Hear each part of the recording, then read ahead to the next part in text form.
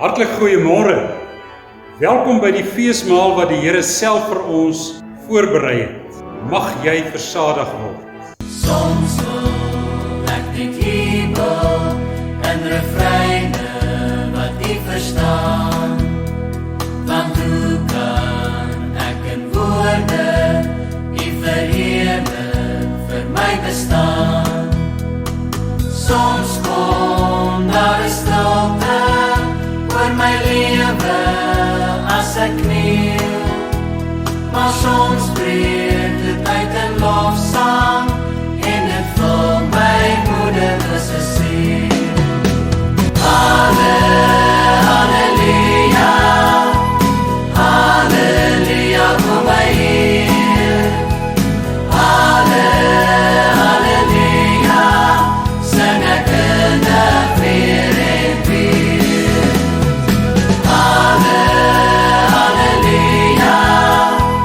halleluja vir my Heer. Halleluja, sing ek innig weer en weer. Sing ek innig weer en weer. Vader, dit gee ons standvastigheid dat U doen wat U beloof het. Ons weet, Here, dat U ons sal beskerm. Ons geniet dit om hier in U familiekamer by mekaar te kom. Dit is so strome lewende water wat U vir ons gee om te drink. U gee vir ons die lewe. U gee die lig wat vir ons laat lewe. Amen. Die drie-enige God wat ons lewens verlig, heet jou welkom met sy vrede en genade. Ons loflied is lied 203, vers 1, 2 en 3.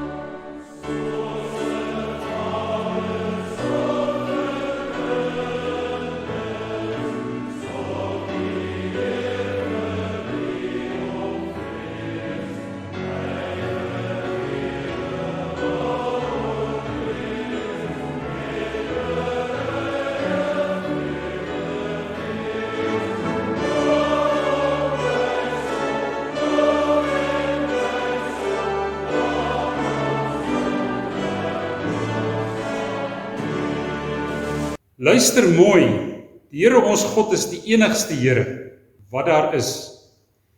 Jy moet hom lief hê met alles wat jy is en het. Niks mag vir jou so belangrik soos God wees nie. Verder moet julle mekaar lief hê. Dit verwag ek van julle. Kyk hoe lief het ek julle, laat dit vir julle die voorbeeld wees van hoe lief julle mekaar moet hê. Liefdes, ons is liefde aan die drie-enige God verskuldig. Hy is die enigste ware God. Hy vergewe julle liefdeloosheid en maak julle vry om lief te hê en te lewe. Kruisig julle selfsugtige eie ek en leef onbegrensde liefde.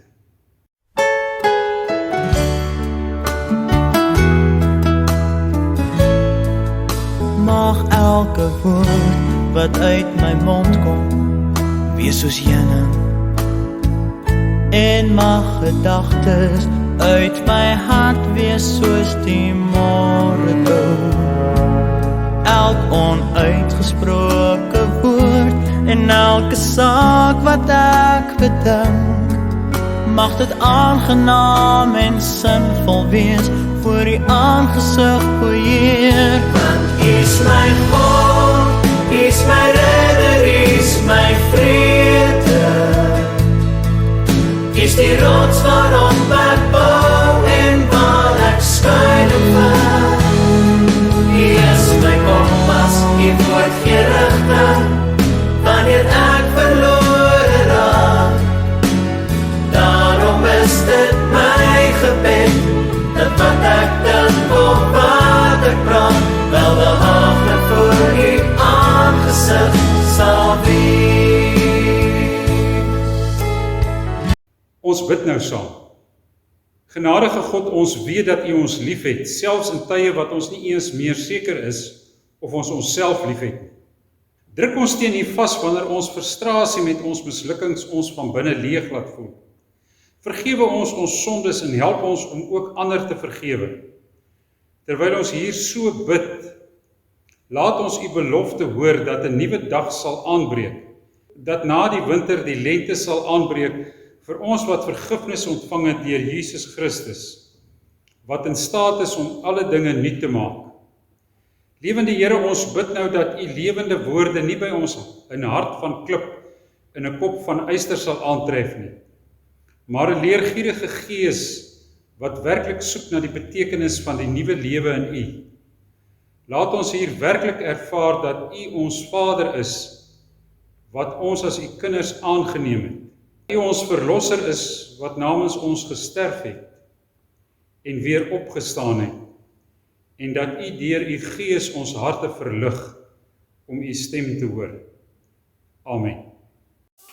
Skriflesing 1 Korintiërs 12 vers 4 tot 11 en vers 27. Die Heilige Gees gee verskillende gawes. Daar is verskillende gawes, maar dit is dieselfde Gees wat dit gee.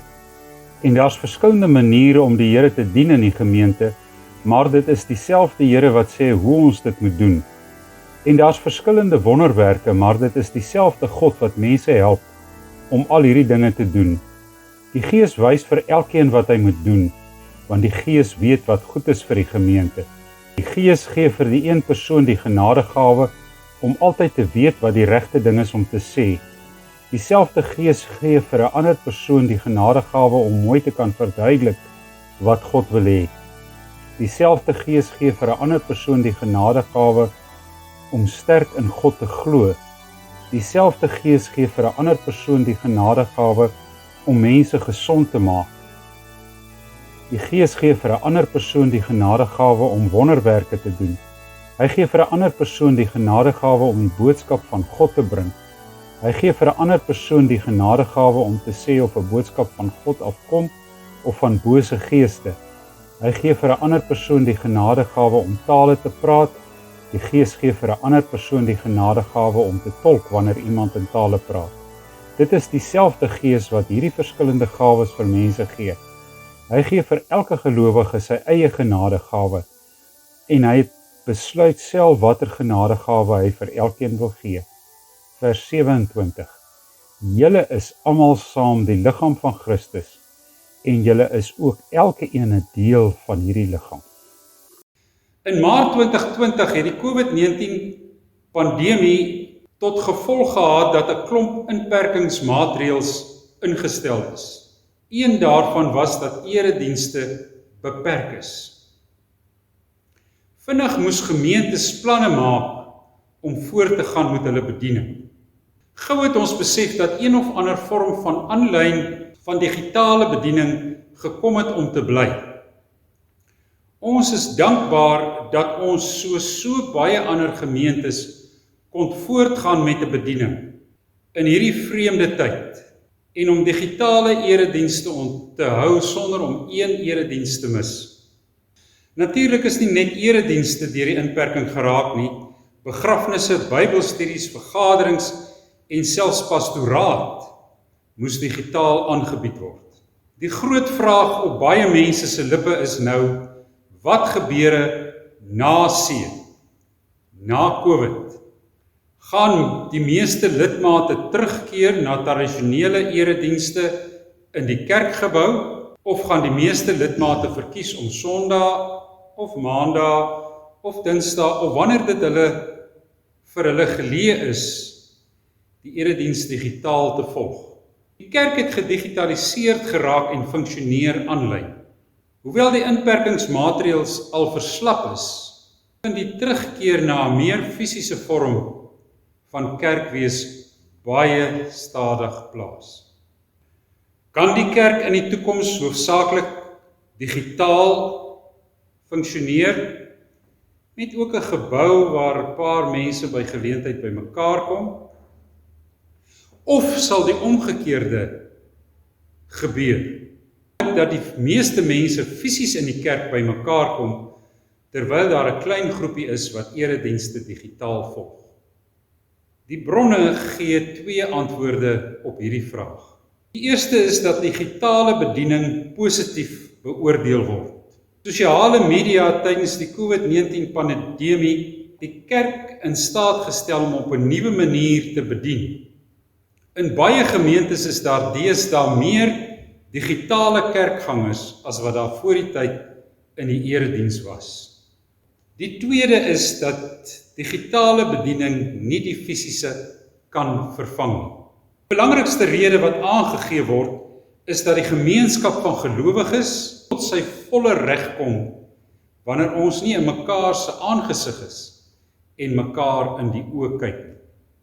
N.T. Wright, die bekende teoloog, sê hy is baie bekommerd daaroor dat die digitalisering van die kerk tot 'n verdere privatisering van geloof sal lei. Dan word geloof onsigbaar. As net 'n klein groepie mense die erediens bywoon en ander sluit aan by lewende gestroomde e-dienste, kan e-aanbidding verander in u-aanbidding. Individuele geloof van 'n klomp individue wat min of geen kontak met mekaar het nie, en die versorging van gelowiges tot niet gaan. Dit, geliefdes, is nie die kerk, alhoewel die inperking dit aanmoedig. Ek glo aan 'n heilige algemene Christelike kerk, die gemeenskap van die heiliges. So bely ons Sondag vir Sondag ons geloofsbelydenis. Maar wat beteken gemeenskap van die heiliges? Die Latynse woord vir heiliges, sanctorum, het 2 betekenisse. In die eerste plek kan dit verwys na mense. In die sin is dit dan 'n uitbreiding van die belydenis aangaande die kerk. Die kerk is 'n byeenkoms van gelowiges. 'n Groep mense wat by mekaar kom omdat hulle in die Here Jesus glo en hulle die Here liefhet. Daar is egter ook 'n ander betekenismoontlikheid vir sanctorum. Die woordvorm kan in Latyn ook dinge beteken. Dit sou daarop neerkom dat die kerk in stand gehou en gevorm word deur 'n aantal dinge wat ons doen. Wat is hierdie heilige dinge? Die eerste waarna 'n mens dink is natuurlik die sakramente, die doop en die nagmaal. Die doop en die nagmaal is heilige dinge van God wat ons saambind en ons vorm tot 'n gemeenskap. Die heilige dinge kan egter veel meer insluit, naamlik die oorvloedgawes van die Gees. In ons teks lees ons, die Gees werk in elkeen van ons op 'n unieke manier. Die doel daarvan is egter dat ons vir ander mense iets moet beteken. Ons kry deel aan die oorvloed van die Gees as ons die geloofsgemeenskap tot diens is. En die gemeenskap van die heiliges beteken dat niemand die gawes van die Gees vir hulle self ontvang nie. Elke een moet wat hulle ontvang met die ander deel en gebruik in diens van die gemeente en die opbou van die kerk van Jesus Christus. Die kindervriendelike belydenis stel dit so: ek glo dat ons aan die kerk van Jesus moet behoort en mekaar daarin moet lief hê en help. Geliefdes, in wat ons Sondag na Sondag bely, as ook wat ons in ons teksgedeeltes gelees het oor die gawes wat die Gees vir ons gee, moet ons besef dat dit gaan oor die opbou van almal. Die Gees gee nie vir elkeen van ons sy of haar persoonlike gawe of in sy eie hoedanigheid alles nie. Elkeen kry deel aan al die gawes van die Gees as ons by mekaar kom en mekaar met die gawes wat ons ontvang het bedien. Dit gee 'n baie belangrike verstaan van geloof. Geloof is nie 'n individualistiese ervaring van 'n mens op homself. Alhoewel dit vir my wil lyk asof dit in ons dag die mode word verdieping van geloof veral gesien in afsondering, in geloofsreise en 'n inkeer na binne. Ek ontken nie die waarde daarvan nie. Tog wys ons belydenis in 1 Korinte 12 ons in 'n ander rigting. Die Gees werk in die bymekaar kom en die versorging van mense. Die kerk is wanneer Jesus se volgelinge bymekaar kom, mekaar liefhet, mekaar help en mekaar versorg. Mekaar dien met die gawes wat hy vir elkeen van ons gee. Mense maak vandag van kerk wees 'n skerm in die huis, 'n selfoonskerm, 'n TV-skerm, 'n rekenaarskerm. Ons aanbid al minder saam. Kan 'n skerm die geloofsgemeenskap vervang waarin ons gawes vir mekaar vrylik tot beskikking stel? Nee, ons geloofslewe kan nie beperk word tot die privaat ruimtes van ons eie sitkamers nie. Ons bely dat ons deel kry aan die oorvloed van die Heilige Gees se gawes deur by mekaar te kom, mekaar te besoek, mekaar in die oë te kyk en mekaar te bedien met die gawes wat die Gees vir ons gegee het. Die Gees trek ons in die gemeenskap van die heiliges om ons daar met sy oorvloedige gawes te seën. Gelowiges soek mekaar op in God se familiekamer, die kerk, waar ons hom en mekaar ontmoet om ons familiewees te vier en te geniet. In ons diversiteit, elkeen met sy eie spesifieke gawe, vaardigheid en temperament, het die Here die opbou van die gemeente in gedagte. Die gawes van die Gees word nie aan 'n individu gegee met die oog op persoonlike genieting nie. Dit word gegee om in die gemeenskap van gelowiges beoefen te word, sodat ons mekaar opbou en versterk en ons verdiep in ons geloof. Lees weer die lys van gawes in ons teks. Ook ander tekste in die Nuwe Testament waar gawes vir ons genoem word. Elkeen van ons het van hierdie gawes, maar nie almal. Ons is met ons gawes vir mekaar verantwoordelik. Ons leef in 'n tyd van individualisme. Mense dink die individu is alles. My wêreld draai om myself. Ons teks help ons om onsself en ons plek in die lewe as deel van 'n geloofsgemeenskap te verstaan. My lewe maak sin omdat ek saam met ander deel is van God se gemeente.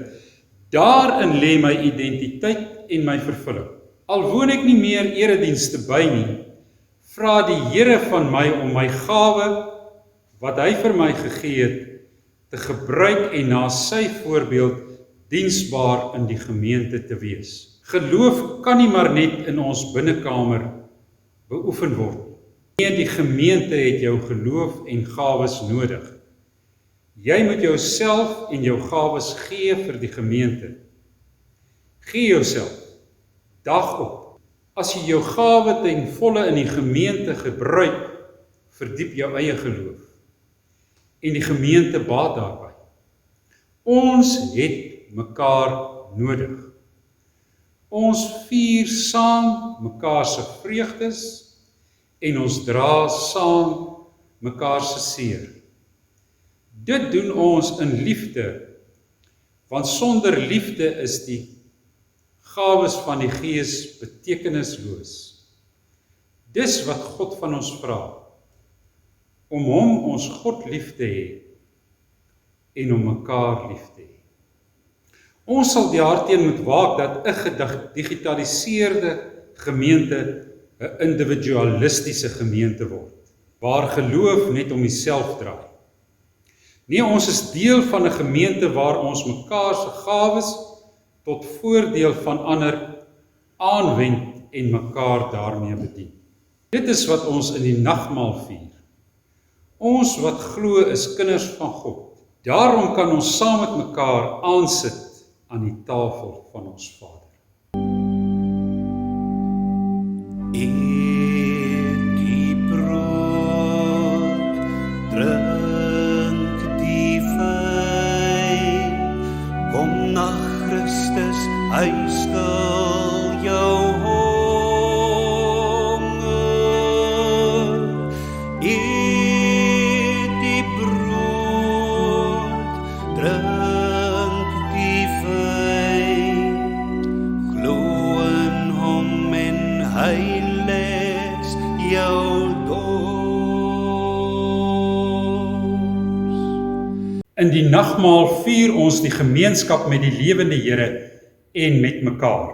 In die nagmaal is die lewende Here self deur sy Gees hier by ons teenwoordig. Verder word ons ook deur dieselfde Gees in een liggaam aan mekaar verbind, in broederlike liefde, sodat ons mekaar kan opbou en versterk. Soos die apostel sê, omdat dit een brood is ons, al is ons baie, almal een gemeente, want ons het almal deel aan die een brood. Ons bevestig dit nou met lied 157, die eerste vers.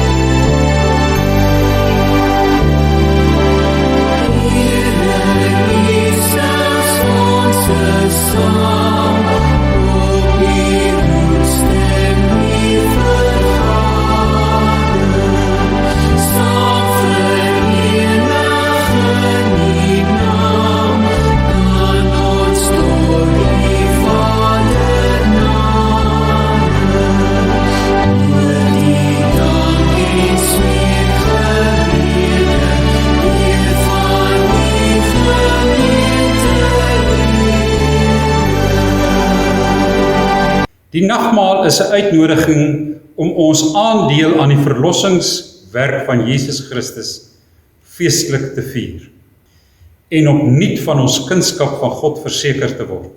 So seker as wat jy die brood eet en die wyn drink, so seker kan jy weet dat jy kind van God is. Terwyl ons dan nou gereed maak vir die feesmaal, kom ons bid saam die gebed wat die Here Jesus ons geleer het, deur Gesang 266 saam te sing.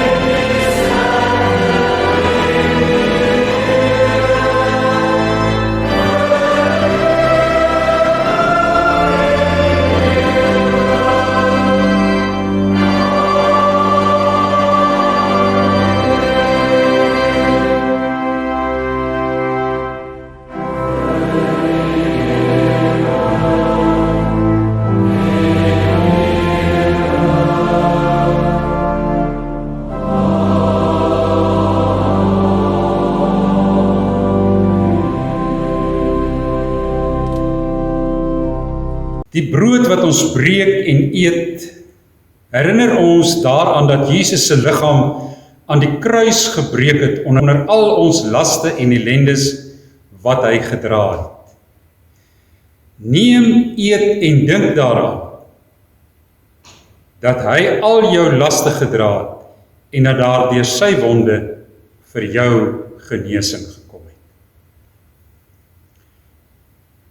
Die beker wat ons skink en drink is die beker van die versoening, wat ons daaraan herinner dat Jesus se bloed gevloei het tot 'n volkome versoening van al ons sondes. Neem, drink en dink daaraan dat jy volledig met God drie-enig versoen is op grond van die bloed van Jesus Christus. Here, ek wil vir U dankie sê met my hele hart. U nooi my om by U tafel aan te sit, maar my vyande moet staan en kyk.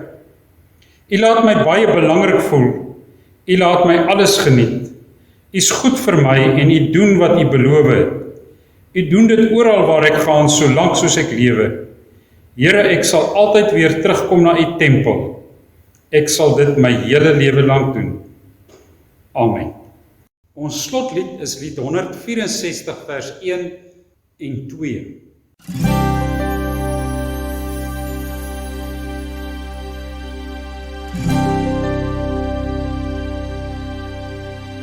Ons is almal hier tesaam, vergader in sy naam, verheerlik hom. Tot die dood was hy getrou, en daardeur is ons nou sy eiendom. Kom ons leef soos wat hy vra, en leer om te verdra, en liefde na te streef. Loof hom, Christus die Heer.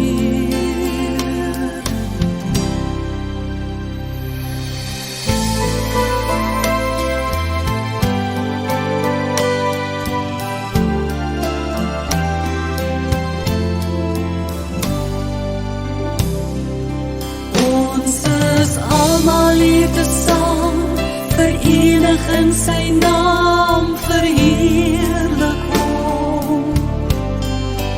Met ons hart en mond en hand, ons kragte en verstand, kom loof ons hom.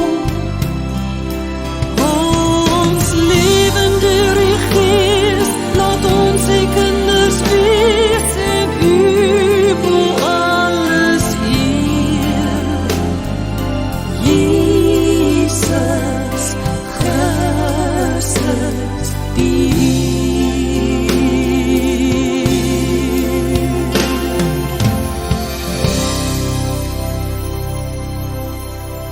Ontvang nou die seën van die Here. Laat die vrede wat Jesus Christus gee die deurslag in julle lewens wees. God het julle immers geroep om as lede van een liggaam in vrede met mekaar te leef. En wat julle ook al sê of doen, doen en sê dit tot eer van die Here en tot opbou van jou medegelowiges. Amen.